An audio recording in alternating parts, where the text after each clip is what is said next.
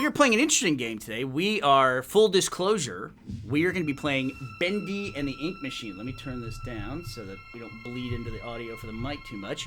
We're playing Bendy in the Ink Machine, and I am playing with industry luminary, Mr. David Eddings. Well, wow, that's a great thing to. What a nice thing to hear. I wouldn't call myself an industry luminary, but I'll take it. Thank you. I will say, and you probably get this a lot, my son Teddy is you're probably his favorite person in video games, but he doesn't know it. Oh, and I'm wow. still waiting for the day that I can bring him in and introduce him to you. Because one of the things, too, is, and we'll get started here in a second, but one of the things about Rooster Teeth is, and Game Time in particular, is we like to bring people in, talk to them, and a lot of times it's like, how did you come to work at Rooster Teeth? Because a lot of people that listen to Game Time are trying to figure out what they want to do with their career. How do I get involved in something in entertainment? I know you come from an entertainment family, but most of the people that we talk to on Game Time, it's like the very beginnings of a career and talking to them. Whereas Rooster Teeth has grown to the point as a company where you represent the completely other side of the spectrum, where now we're fortunate enough to be able to hire people who have long and successful careers in video games or entertainment in general. Yeah, right. And lucky me that I get to be here too. By the way, I feel very fortunate. So really, it's a great organization. Are you kidding? We're gonna call that HR Exhibit A. So when David's upset about working at Rooster Teeth, I'll go back to this and say, look, he was totally happy. Brand new game. Well, I have played it before, but I'll tell you, as soon as I loaded this up, I almost immediately stopped for a very specific reason. To get into that, though, David, why don't you give us a really quick rundown of your CV, like your resume? Where do you come from? I've been in video games for the last 2 decades. I did have another career prior to that, but nobody was going to care about that one so much. What was it? I'm curious. Prior to, I was at a magazine called Vitality Magazine. Really? I was an executive there. Entertainment, I would say still, right? It was content. Got it. That's when I met some friends of mine that were dating, that started dating my sister's friends, whatever. These guys started a little company called id Software in Mesquite. I think I've heard of that one. Yeah. And I had, my wife and I just moved back from the Cayman Islands when I got a copy of Quake in the jewel case a week before it came out at retail from Adrian Carmack. Yeah. And at Rooster Teeth, you work in our publishing department. You work in the Rooster Teeth Games department, and you work a lot on our publishing side. Just to be clear, developing games different than publishing, and Bendy in particular is being, full disclosure, is being published by Rooster Teeth Games. Yeah, we were publishing it on console, so Rooster Teeth Games is publishing Bendy and the Ink Machine on Xbox, PlayStation, and Switch. So absolutely buy it on consoles. Don't buy it on. Play it on every platform that you have. It's a fun game. But I love this art style so much, and yeah, me too. I'm waiting for you to get to one particular part of your resume.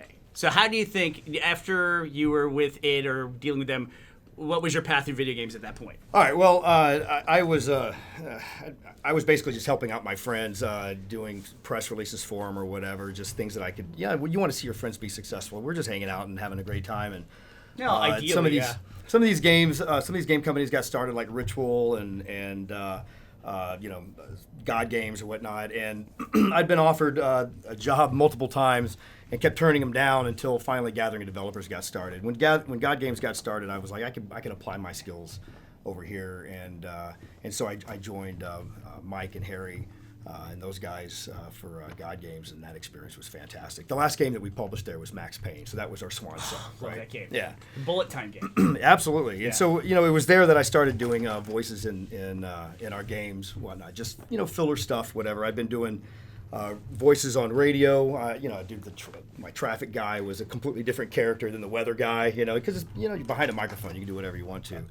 So after God Games, and I couldn't be in games for a year if I wanted the money from Take-Two, so I took the money and started a toy company, did the first Call of Duty action figures, did Unreal Tournament, did America's Army, which, believe it or not, was an evergreen product I should have kept doing, but I joined Gearbox Software back in 2005. I'm familiar. Yeah. We were working on games like Brothers in Arms at the time, and then we did Samba de Amigo and just some other things, and then we did this little game called Borderlands. Right. And I think that's what you're getting at, because I did a lot with Borderlands. I was the I was the VP of Biz Dev and licensing and strategic partnerships, and I did all sorts of cool stuff, like get the toy deals, and I got the book deals, comic books, and movie deals. Yeah. Oh, and also I did some voices in the game, and one of them was just an afterthought, and we realized in the game that we had to remind the player that they had some missions they had to complete. So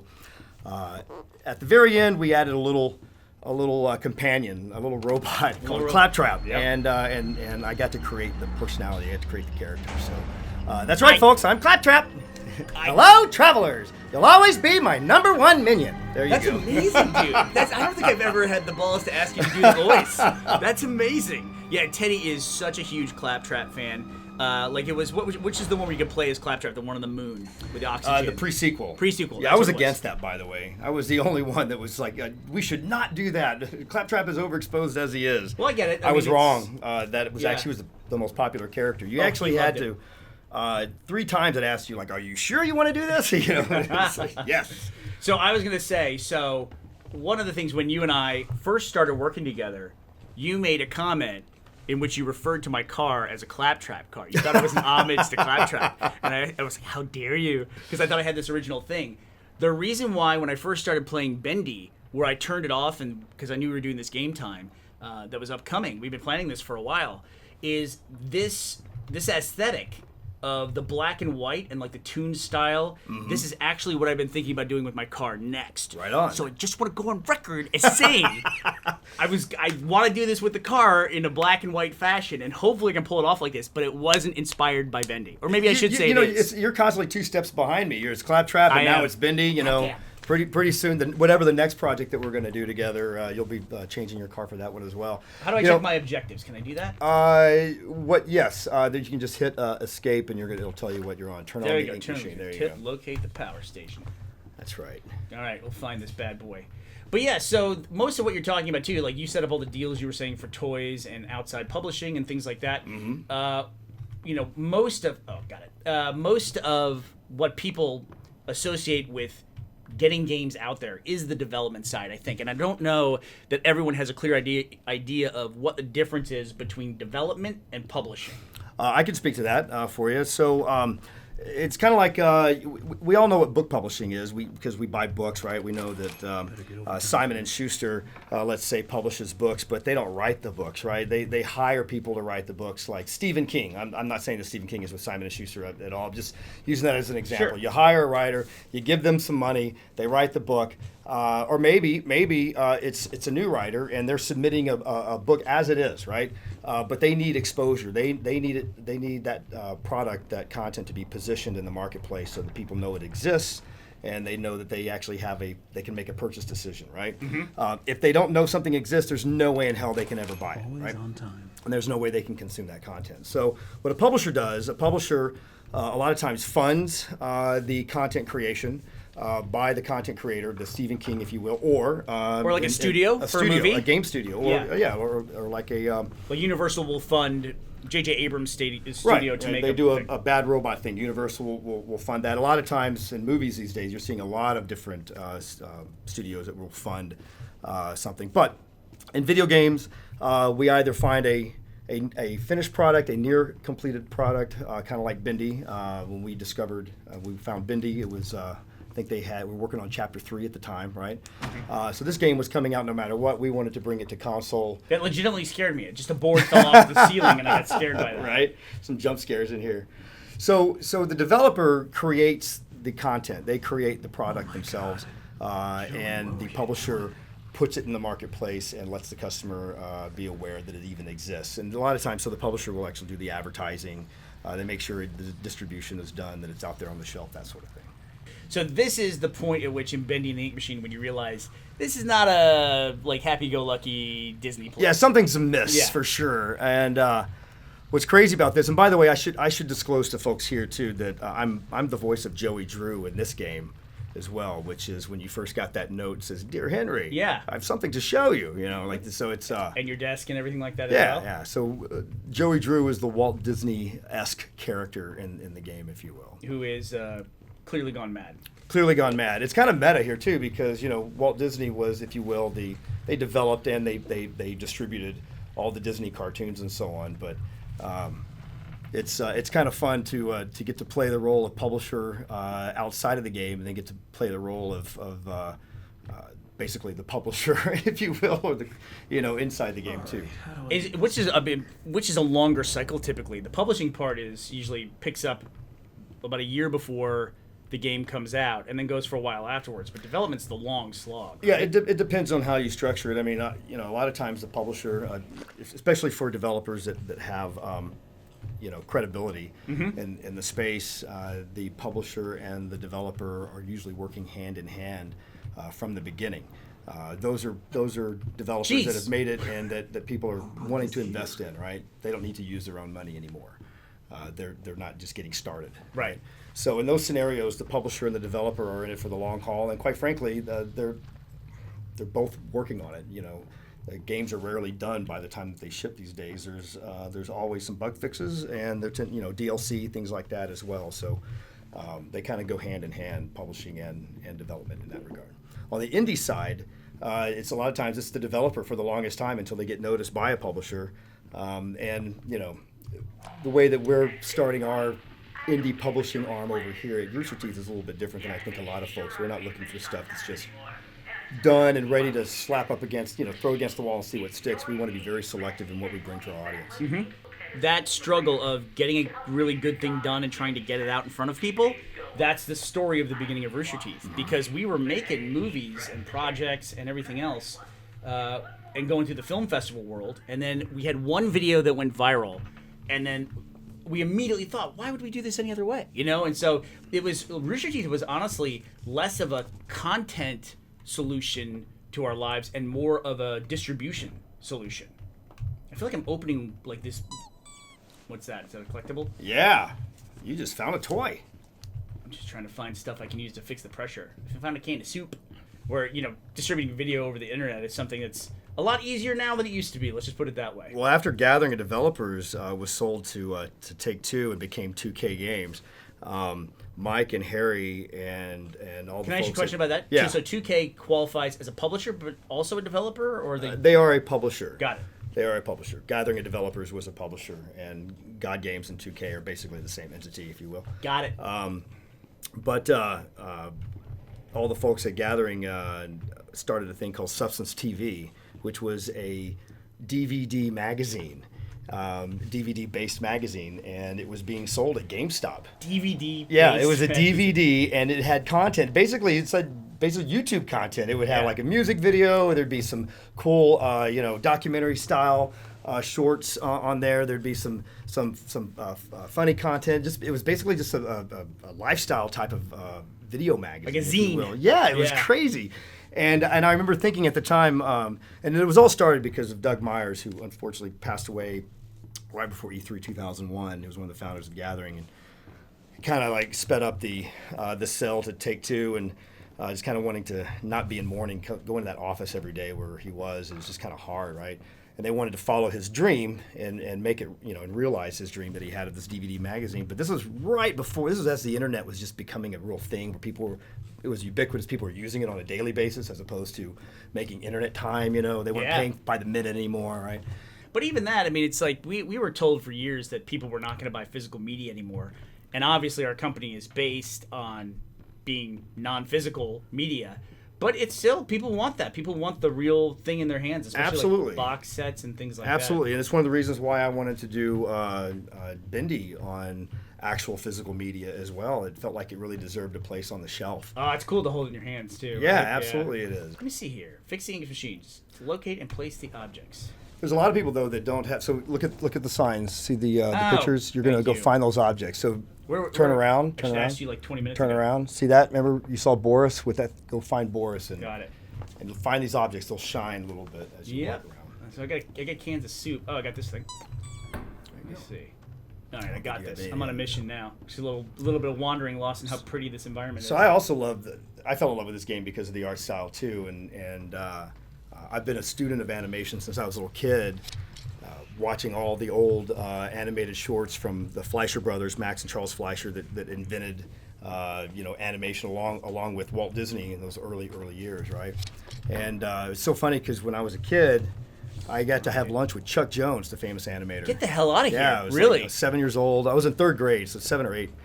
And it sounds really creepy if I say that I was having lunch with Chuck Jones. My parents and Chuck and his wife were having lunch. No, you get to totally claim that. Yeah. And my parents brought me, and I sat between my father, who was on my left, and Chuck, who was on my right.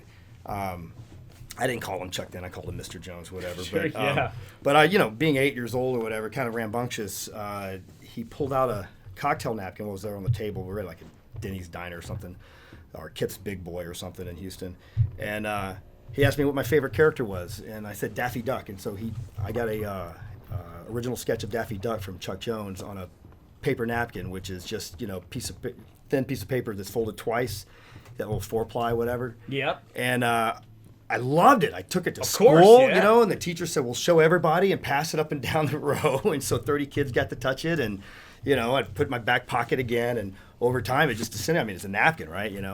I had no sense to actually put that behind glass and save it, for later on. Yeah. I asked my father too, and he's like, "What was I going to tell you?" He said, "It was yours, like I tell you have to, put it away." I'm like, yeah, it's like putting a toy back in the I box. was 8. When have you ever let me make a decision at 8 years old, right? That's the one that I get. Okay, for thanks. nothing, Yeah, Dad. thanks, Dad. So you said your dad had lunch with Chuck Jones. Your parents did. So you come from an entertainment family. Yeah, my grandparents were country western musicians and songwriters, and my dad was a comic book artist and a rock and roll musician, and then gave that up to be a preacher, which is just another form of entertainment. And then I got a cousin, David Eddings, who's a fantasy author, who's was 40 years older than me when he passed away. But yeah, it's kind of funny. It's basically none of the Eddings men wanted a real job, so we just kind of skate through life working in entertainment. Well, I gotta say, as someone who started out in a totally different branch of entertainment as the rest of his family, is there something in here? No. I'm still looking for something with music, and I'm looking for... I should probably go back to that room and figure out what I'm missing. But as someone who started out in a totally different branch of entertainment, sometimes it's easy for people to say, "Oh, well, you come from entertainment, so it was an easier leg up for you." But you went into video games, which is totally different. Also, people will often say, "Oh, well, not everyone can walk in or meet the guys who are forming id Software. Those days are behind us." But to me, that's an example of when those guys were doing that, nobody else was doing that stuff. Yeah. It's like if it seems like, and Rooster Teeth gets this a lot. Yeah, there wasn't a lot of other stuff around when we started doing that because no one cared about it. No one. Home video was like a dirty word that people used. Yeah. And you went into a branch of entertainment that had nothing to do with your background. It's funny if people want to know how to get into anything. What I tell people is just create value. And that's what I did. I never applied for a job in the gaming industry, not once. I got pulled in by people that knew me, and the reason that they knew me is because I was trying to help them out. Doing things like I said, writing press releases. We were talking before the show started, writing press releases for my friends, and I did that because I would receive press releases when I was doing radio.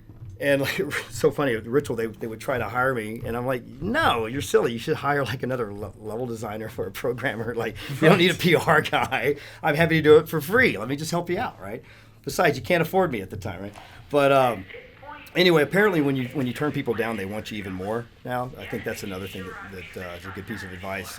Don't just take a job because it's a job, but actually take the right job, something that you can actually do. You don't want to get burnt out. You don't want to take the wrong thing. I'm trying to find my music and ink, but you can go out and create those things yourself.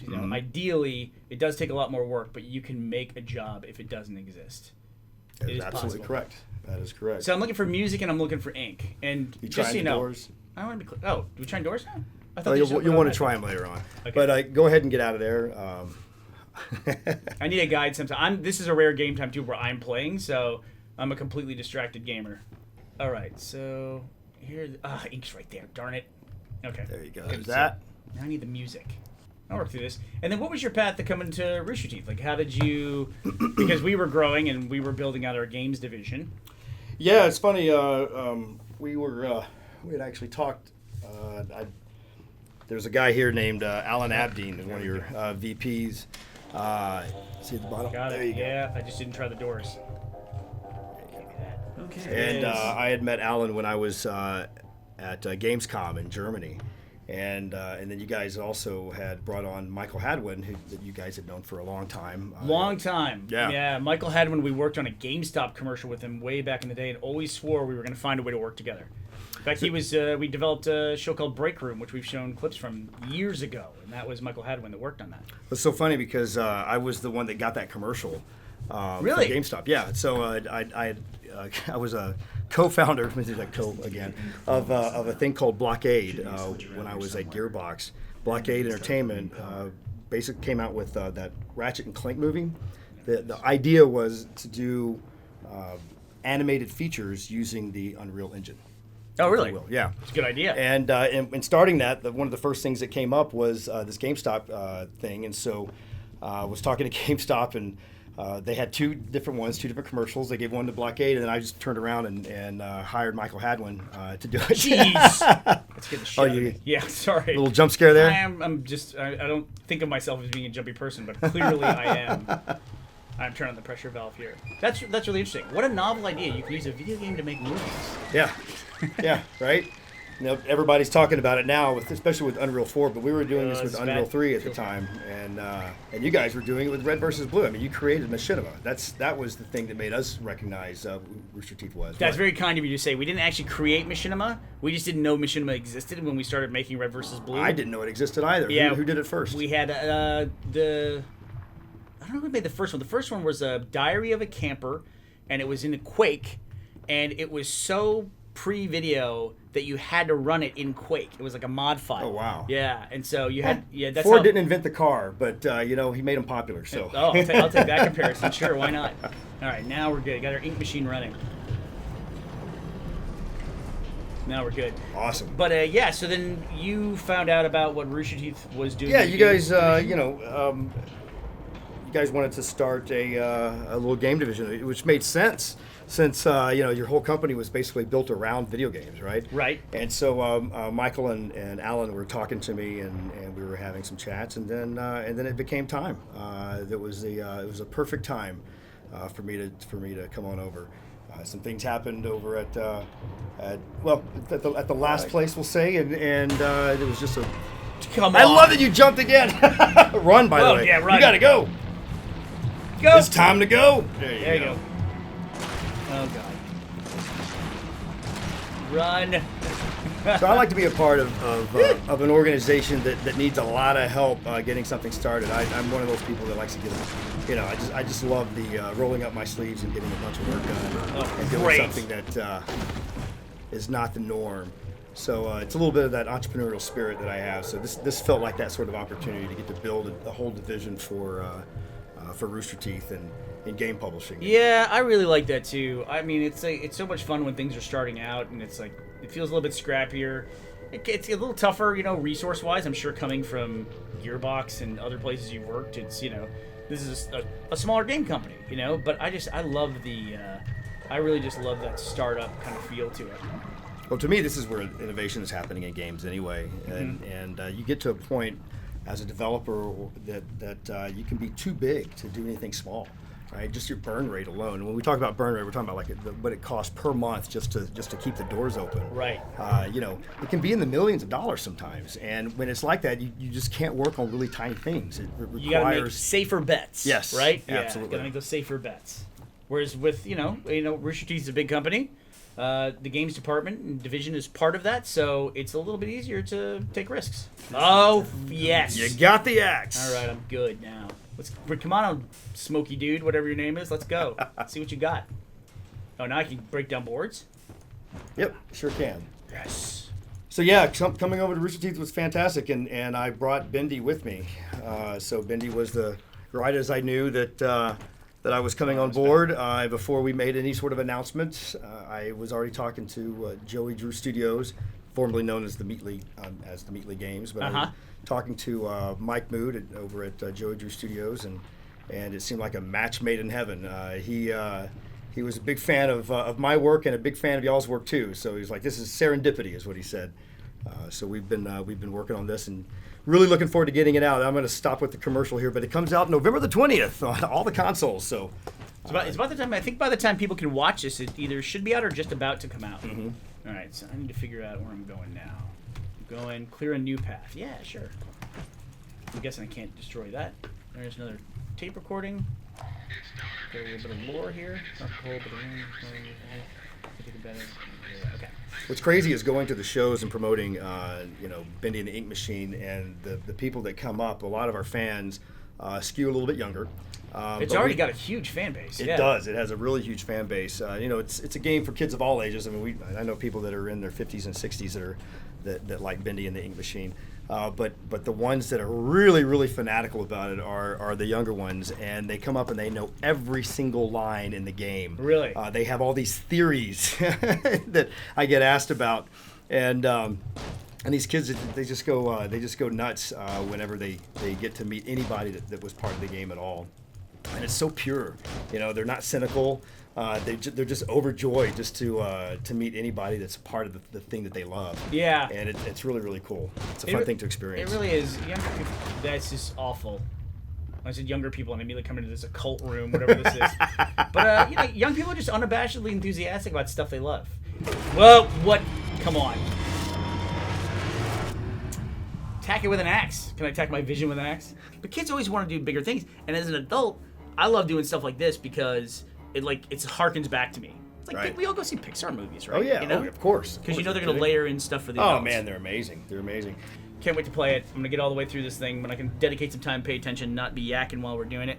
Good to talk to you, man. Yeah, man. Good to talk to you too. And whenever you want to expose your child to Claptrap and Joey Drew, you let me know. I think Claptrap will be first. Teddy does like scary games, but he hasn't played this yet. I'm gonna put him through the paces. I think next week. I can do a special birthday greeting for him or something like that, or whatever you want. Let me know. Oh, that'd be awesome. Thanks. Right on. All right, thanks, man. All right, cheers. Is this a Bernie Burns laser team action figure? If it is, you're all fired! Except you. You need to click the link and go to store.roosterteeth.com.